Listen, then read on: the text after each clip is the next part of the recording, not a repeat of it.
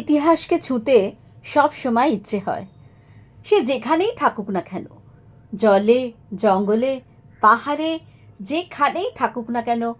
ইতিহাস, যেখানে ইতিহাস কথা বলে সেখানেই যেতে ইচ্ছে করে। সময় পেলেই চলে যাই সেইখানে যেখানে মন যেতে চায়। এবারে গেছিলাম তেলকুপি, দামোদরের জলে ডুবে থাকা এক দেউল নগরী। অসাধারণ পরিবেশ, চতুর্দিকে কত পাখি, দেখলে একেবারে মন ভরে যায়। নানা রকমের পরিযায়ী পাখি চতুর্দিকে উড়ে বেড়াচ্ছে চরটাতে। তেলকুপির বর্তমান অবস্থা বড়ই বেদনাদায়ক, কারণ দামোদরের ওপর পাঞ্চের জলাধার তৈরির পরে এই মন্দিরগুলো বেশিরভাগই চলে যায় নদের গর্ভে। আগে এখানে অনেকগুলো মন্দির ছিল, যার জন্য এর নাম ছিল মন্দির নগরী। এখন কিন্তু মাত্র 3টে মন্দির রয়েছে, তার মধ্যে একটা দামোদরের জলের তলাতেই প্রায় থাকে। গরমকালে এই মন্দির জেগে ওঠে, জেগে ওঠে এই দেউল। তাই তো এই দেউলের কাছে ছুটে যাওয়া। অনেক দিন ধরে খোঁজ করছিলাম জলের তলা একটা দেউল আছে, কোনটা সে। তারপরেই খোঁজ পেয়ে গেলাম তেলকুপির।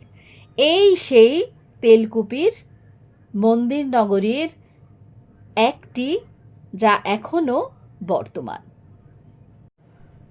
যেতে হলে ভরসা নৌকো, একেবারে মাছ ধরার নৌকো করে পৌঁছে গেছিলাম সেই চরে যেখানে রয়েছে তেলকুপি দেউল।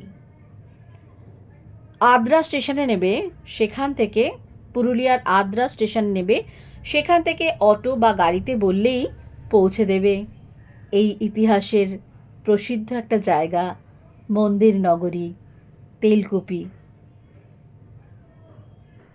এখানে সেইভাবে পর্যটক আসে না, কিন্তু আমাদের মন তো যেখানে সেরকম লোকজন যায় না, সেখানেই যাওয়া। তেলকুপির সৌন্দর্য কিন্তু অসাধারণ, না গেলে বলা যাবে না যে তেলকুপির সৌন্দর্য কাকে বলে। অসাধারণ। আমরা যখন পৌঁছেছিলাম সূর্য তখন মাথার উপরে, আর তারপরেই জলের মধ্যে ভেসে যাওয়া, ছপ ছপ দাঁড় পাওয়ার শব্দ, কোথাও কোনো মানুষ নেই, শুধু মাঝি একা দাঁড় বেয়ে চলেছে।